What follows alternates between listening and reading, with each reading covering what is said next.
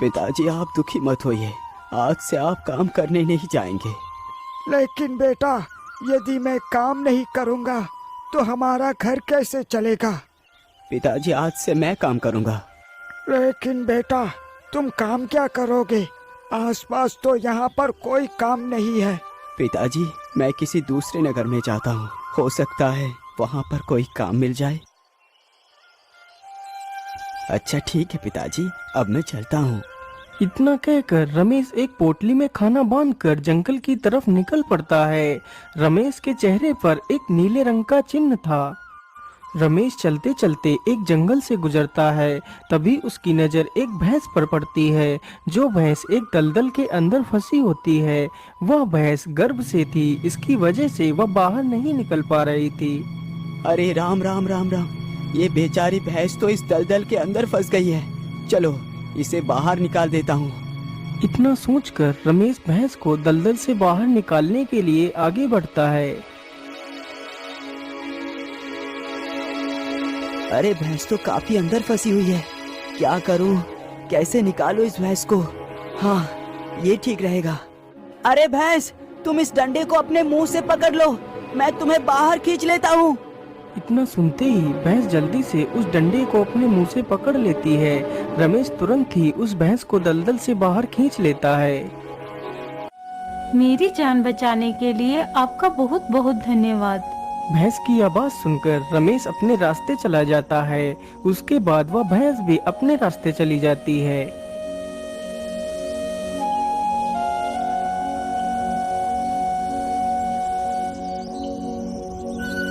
कुछ महीनों बाद ही उस भैंस ने एक बच्चे को जन्म दिया।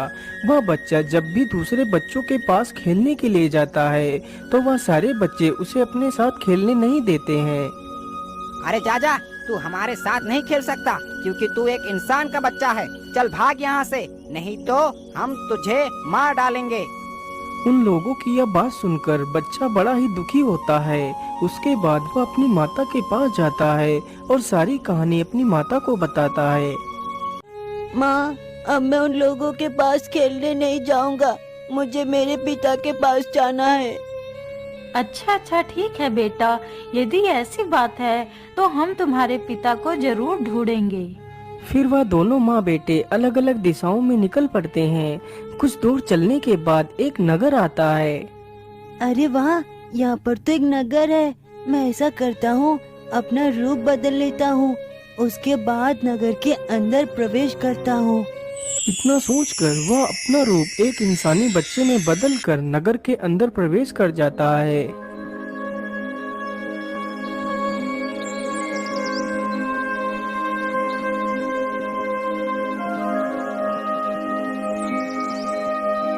उसे नगर में घूमते घूमते सुबह से शाम हो जाती है, लेकिन वह अपने पिता को ढूंढ नहीं पाता है।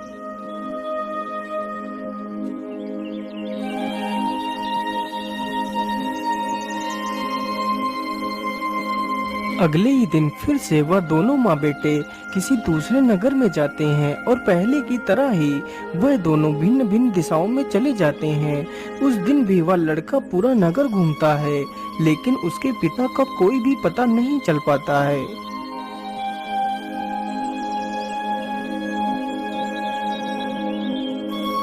हे भगवान, इतने दिनों से मैं अपने पिता को ढूंढ रहा हूँ, लेकिन मेरे पिता का कोई पता नहीं है।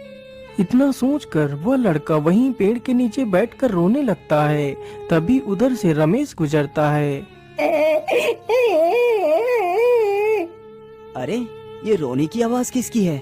रमेश अपने आसपास देखता है तो उसे वही लड़का रोता हुआ दिखाई देता है। तो रमेश तुरंत उसके पास जाता है। क्या बात है बेटा, तुम रो क्यों रहे हो? क्या तकलीफ है? जैसे ही लड़के ने रमेश को देखा तो वह हैरानी में पड़ जाता है, क्योंकि जो चिन्ह उस लड़के के ऊपर बना हुआ था वही चिन्ह रमेश के चेहरे पर भी बना हुआ था। पिताजी, मैं इतने दिनों से आपको ही ढूंढ रहा था, आप मुझे छोड़कर कहाँ चले गए थे? लेकिन बेटा, मैं आपको तो जानता ही नहीं, फिर तुम मुझे पिता कहकर क्यों बुला रही हो? अभी तो मेरा विवाह तक नहीं हुआ, तो तुम मेरे पुत्र कैसे हो सकते हो? नहीं पिताजी, मैं आपका ही पुत्र हूँ। आप मेरी माँ के पास चलिए, आपको सब कुछ पता चल जाएगा। बच्चे के बार बार बोलने पर रमेश उस बच्चे के पीछे पीछे चला जाता है। अच्छा ठीक है बेटा, बताओ तुम्हारी माँ कहाँ है? पिताजी, मेरी माँ भी आती ही होगी, लेकिन पिताजी याद रखना, जब मेरी माँ मुझे आपके साथ देखेगी तो वो आपके ऊपर प्रहार करेंगी, लेकिन आपको डरना नहीं है। जैसे ही वो आपके ऊपर प्रहार करेंगे तो आप उनके सींग पकड़ लेना, तो सब कुछ ठीक हो जाएगा। बच्चे की यह सारी बातें सुनकर रमेश थोड़ा हैरत में पड़ जाता है। तभी वहाँ पर वह भैंस भी आ जाती है और जैसे ही वह भैंस अपने बेटे को उस युवक के साथ देखती है तो वह रमेश की ओर उसे मारने के लिए दौड़ पड़ती है। तभी रमेश उस भैंस के दोनों सींग पकड़ लेता है। सींग पकड़ते ही वह भैंस एक सुंदर स्त्री में बदल जाती है। यह देखकर रमेश हैरान रह जाता है, क्योंकि रमेश ने अपने पूरे जीवन में कभी भी इतनी सुंदर स्त्री नहीं देखी थी। क्या हुआ पिताजी, आप कहाँ खो गए? पिताजी, यही मेरी माता है। अजय चलिए ना, आप हमें अपने घर नहीं ले चलेंगे? हाँ हाँ, क्यों नहीं, चलो हमारे साथ। इतना कहकर रमेश उन दोनों को भी अपने साथ अपने घर ले जाता है और सारी कहानी अपने माता पिता को बताता है। तो उसके माता पिता उन दोनों को अपने पोते और बहू के रूप में स्वीकार कर लेते हैं। अरे आप सुनिए ना, मैं आपसे कुछ कहना चाहती हूँ। हाँ हाँ मोहिनी, आप मुझसे क्या कहना चाहती हैं?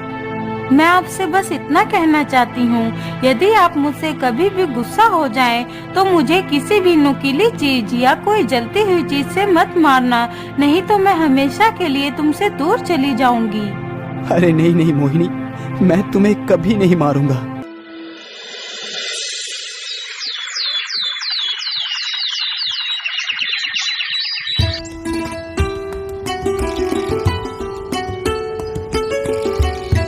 बेटा, अब तो तेरी घर बस गई है। अब हम दोनों तीर्थ यात्रा के लिए जा रहे हैं, तुम अपना ख्याल रखना। ठीक है पिताजी, आप दोनों जल्द ही लौट कर आ जाना। इतना कहकर रमेश के माता पिता वहाँ से चले जाते हैं। अच्छा ठीक है मोहिनी, तुम अपना ख्याल रखना। अब मैं भी अपने काम पर जा रहा हूँ। फिर रमेश भी अपने काम पर चला जाता है। इसी प्रकार काफी दिन गुजर जाते हैं। एक दिन की बात है, रमेश अपनी पत्नी से किसी बात को लेकर गुस्सा हो जाता है। अरे दोस्त, तू घर में पड़े पड़े क्या करती है? तू मेरे लिए एक समय का खाना भी नहीं बना सकती? रुक, आज मैं तुझे मजा चखाता हूँ। इतना कहते ही रमेश आग से जलती हुई एक लकड़ी उठाता है और उन दोनों की तरफ बढ़ता है। अरे रे रे, मैंने ये क्या किया? अरे मोहिनी, तुम कहाँ चली गई हो? भगवान, अब मैं क्या करूं? कहाँ ढूंढूं अपनी पत्नी और बच्चे को?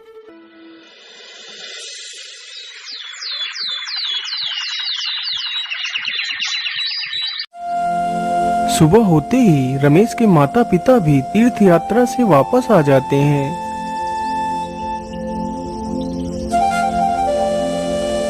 अरे बेटा, शाम कहीं नजर नहीं आ रहा और ना ही हमारी बहू नजर आ रही है।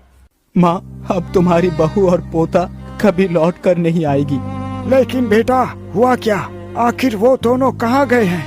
फिर रमेश सारी कहानी अपने माता पिता को बताता है। लेकिन बेटा, तुमने ऐसा क्यों किया, जबकि बहू ने तुम्हें पहले ही समझाया था कि तुम उसे किसी भी वस्तु से पीटना, लेकिन कभी उसे चलती हुई वस्तु या नुकीली वस्तु से मत मारना, नहीं तो वो हमेशा हमेशा के लिए चली जाएंगी। और तुमने वही किया। पिताजी, मैं क्या करूं? मेरी बुद्धि भ्रष्ट हो गई थी। मैंने आवेश में आकर ये गलत कदम उठा लिया। मुझे माफ कर दो पिताजी, मुझे माफ कर दो। बेटा, तुम दुखी मत हो, तुम जाकर देख आओ, हो सकता है वह दोनों तुम्हें कहीं मिल जाएं। यदि ऐसी बात है माँ, तो मैं जरूर अपनी पत्नी और बच्चे को ढूंढ कर लाऊंगा। माँ, मेरी बात ध्यान से सुनो। मैं उन दोनों को ढूंढने के लिए जा रहा हूँ, लेकिन यदि मैं वापस लौट कर ना आऊँ तो मेरा हाल खबर लेने के लिए मिठवोली को भेज देना। और मिठवोली मेरी कोई भी चीज उठा कर लाएगी तो तुम उसे एक जगह पर रख देना और उसके पास एक दीपक जलाकर रख देना और 3 बार बोलना, ए नीले निशान वाले आदमी, ये दीपक तेरे लिए ही जल रहा है। इतना बोलकर रमेश जंगल की तरफ निकल पड़ता है। हेलो मोटो।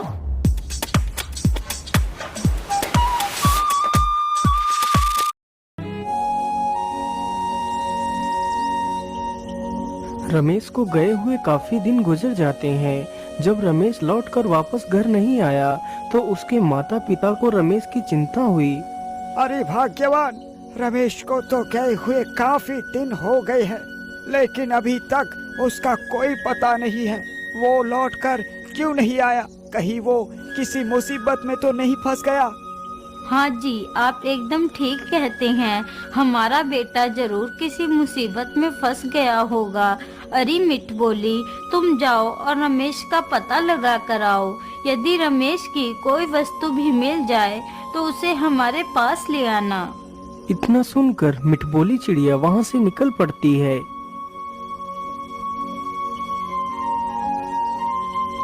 मिठबोली चलते चलते वहीं पर पहुंच जाती है जहां उन भैंसों के झुंड ने रमेश को मार दिया था।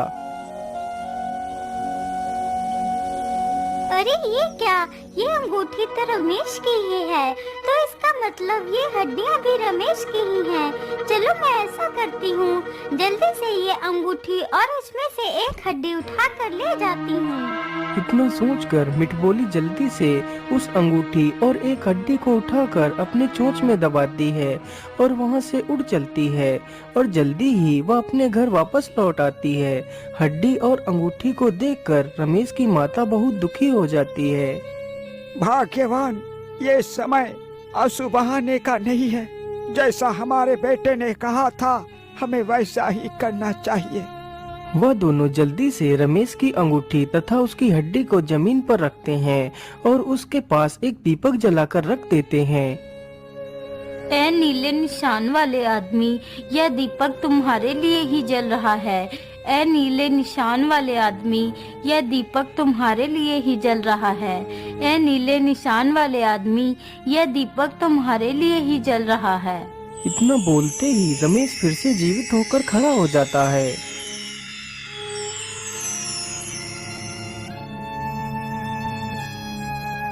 माँ, मुझे माफ कर दो। मैं तुम्हारी बहू और पोते को वापस नहीं ला सका। मुझे माफ कर दो माँ, मुझे माफ कर दो। कोई बात नहीं बेटा, तुम वापस आ गए। इससे ज्यादा खुशी की बात मेरे लिए क्या हो सकती है।